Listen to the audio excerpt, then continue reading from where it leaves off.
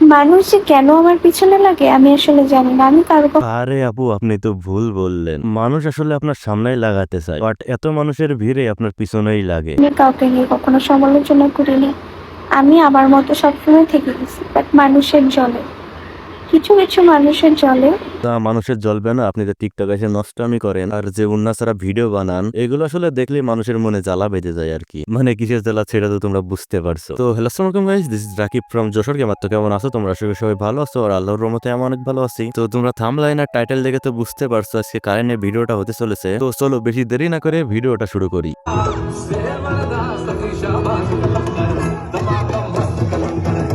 এটা হচ্ছে তোমাদের অমি আপু, মানে ছোটখাটো একটা টিকটকার সেলিব্রিটি। এখন এই মেয়েটার পার্সোনালিটি হচ্ছে সে কারোর সাথে কখনো কন্ট্রোভার্সিতে জড়ায় না, আজ জড়াতেও চায় না, কিন্তু মানুষ তারে দেখে কিন্তু জ্বলে। এখন জ্বলবে না মানুষের? তুমি যদি টিকটকে এসে বোকাচোদার মতো ভিডিও বানাও তাহলে তো মানুষের জ্বলবেই। আগে তুমি উন্না পরে ভিডিও বানাইতে, ভিডিওতে ভিউ আসতো কম, কিন্তু এখন বর্তমানে তুমি উন্না ছাড়াই ভিডিও বানাও, তোমার ভিডিওতে ভিউ আসে অনেক। তাহলে কেন মানুষ তোমারে দেখে জ্বলবে না রে ভাই? তুমি যে টিকটকে এসে হুগা ফাটা ফিল্টার লাগাই ভিডিও করো, মানে কি আর বলবো ভাই। এসব হচ্ছে বস্তি থেকে উঠে আসা কিছু মাদার চোদ, মানে এমন চোদনে টিকটক করবে যে পোলাপান মনে করো ভিডিও দেখতে বাধ্য। পোলাপান যদি মনে করো ভিডিও না দেখতেও চায়, তাও মনে করো দুধ মুধ বার করে মনে করো ভিডিও বানানো স্টার্ট করে দেবে, আর ভিডিওতে ভিউ আর ভিউ। কেন রে ভাই, তুই তো মুসলিম কান্ট্রিতে থাকিস, মুসলিম কান্ট্রিতে কি এসব এলাও? নাকি একটা মুসলিম মেয়ের এসব এলাও যে সে মুখ দেখে অন্যসারা ভিডিও বানাক আর হাজার হাজার ছেলে তাদেরকে দেখুক? পরের লাইনটা বলে দেয়। ওই বুকাচ্ছদা, পরের লাইন বললে তুই আমারে কি করবি? Just kidding guys. এখন এই তোমাদের অমি আপু কিন্তু টিকটকে দেখতে একরকম, আবার বাস্তবে দেখতে কিন্তু আর একরকম। আর হ্যাঁ, একটা ভালো কথা মনে পড়ছে, বাংলাদেশের টিকটকাররা কেমন জানো?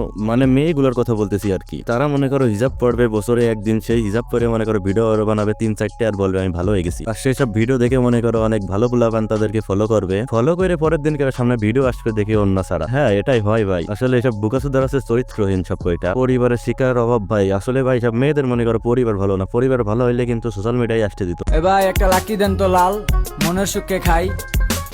এই অমি, এই মেয়েটা কিন্তু আসলে নেশা করে ভাই, মানে তার মুখের চাপা চুপো দেখলে বোঝা যায় যে নেশা করে কি না করে। এখন টিকটকে একজন ভালো কন্টেন্ট বানালে কিন্তু তার কন্টেন্টে কিন্তু কোনো ভিউই নাই, আর এইগুলো হচ্ছে এখানে বুকিতে উন্না খুলে দিলেই ভিউ আর ভিউ। মানে ভাই দেশটা কোন পর্যায়ে চলে গেছে বলো তো? এখন সব জায়গায় মনে করো মেয়েদের ডিমান্ড বেশি, কারণ হচ্ছে যে বুকের উপর বড় বড় দুটো বল আছে না, সেই কারণে যার যত বড় তার ডিমান্ড তত বেশি। ও আমি আবার রিসেন্টলি শুনলাম এই অমি নাকি ড্যান্স ম্যান্স করে মনে হয় টাকার বিনিময়ে। তো যাই হোক ভাই, টিকটকে কিন্তু ভাই এসব মেয়েদের থেকে ইমো ফ্রিল্যান্সার ভালো, তারা কিন্তু ভাই সততার সাথে কাজ করে থাকে, আর এদের ভিতরে কিন্তু কোনো সততাই নেই। বুকিতে উন্না খুলে এসে মুখটা উঁচু করে দেখাবে, দেখে মনে হবে যে বাপ মার মুখ উজ্জ্বল করতেছে। তো ফাও ভিডিওর ভিতরে গালি ওয়েস্ট না করে অন্য কোনো ভিডিওতে গালি ওয়েস্ট করা আমার মনে হয় বেটার হবে। তো আজকের মতো বিদায় নিলাম, তো দেখা হচ্ছে অন্য কোনো ভিডিওতে। তো যারা যারা চ্যানেলে নতুন আছো, hit the subscribe button and press the bell icon. ভাই ভিডিওটা ভালো লাগলে লাইক করবা, আর না লাগলে সাবস্ক্রাইব করে রাখবা, নেক্সট টাইম ভালো ভিডিও দেওয়ার ট্রাই করবো।